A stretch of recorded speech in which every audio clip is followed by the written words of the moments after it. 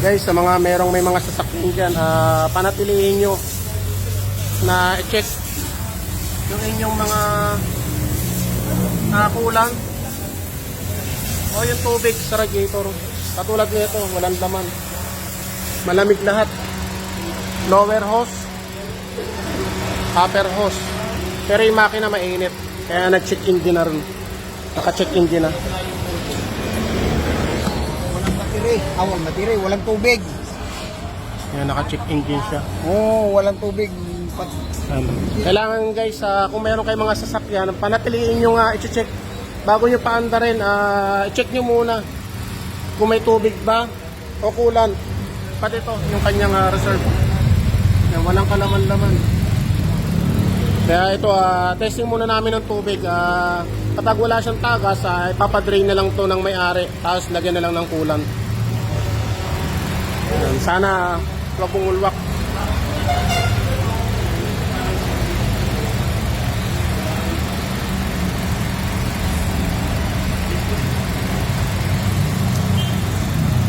Ano mo na, baka bumulwak ha. Yun naman sir, kung mawawala yung check engine ha. Check. Kuhaan tubig. Tubig muna natin. Tap water, bago na lang palitan o lagyan ng kulan. Kailangan madrain yan. Kaya na, nagsisimula na. Lalabas lang ano yan. Bubulwak na yan. Kailangan guys, kapag ganyan nag-overheat, salinan nyo ng tubig nang nakaandar ang makina.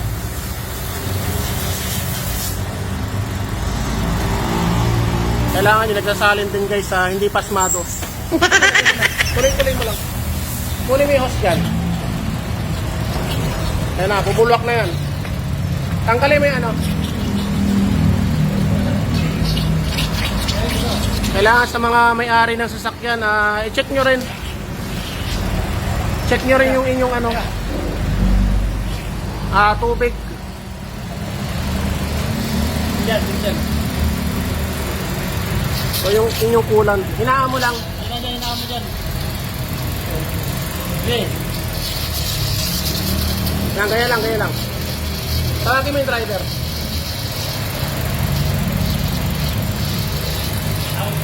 Sir, video mo rito para makita na may-ari. Kasi Ito, binibidyohan dahil. video mo rin sir para Binibidyohan mo ha. pakita mo. Binibidyohan, patayin ko muna. Okay na, wala nang ano. Buti hindi siya nasira yung makina yan sir. Kasi kapag namatayan kayo ng makina sir, delikado yan. Walang kalaman-laman no. Ganito guys, check nyo rin itong kanyang reserve. Tuyo. Wala naman.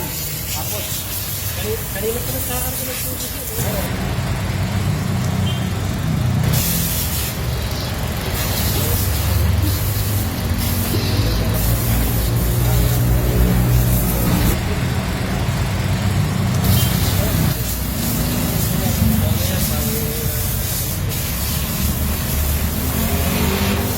Yan, talagang sagad sir ah. Sino nagdadala nito? Si ma'am lang? oo. Ganun lang guys ang gawin nyo kapag may sasakyan kayo, gagamitin nyo, i-check nyo muna yung kanyang tubig sa reserve, sa radiator, pero wag nyo bubuksan ng mainit ang makina, delikado yan. Tapos check nyo rin yung kanyang automatic transmission, check nyo rin yung kanyang ATF. Yan. Tapos yung kanyang langis, check nyo rin, bunutin nyo lang bago nyo paanda rin. Yan, tingnan natin kung nawala na yung check engine. Alam na niya. Sige, reset natin. Yan guys, naka-check engine kasi nag-overheat.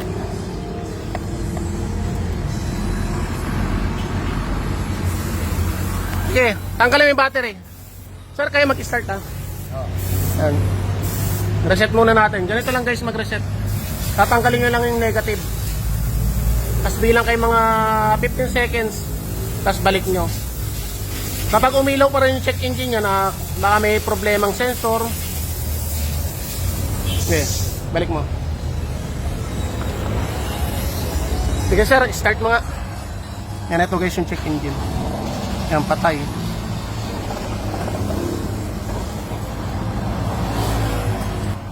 Ay, namatay. Okay, namatay yung makina. Sige, revolution mo lang. Nababa minor niya kasi nagtanggal tayo ng battery.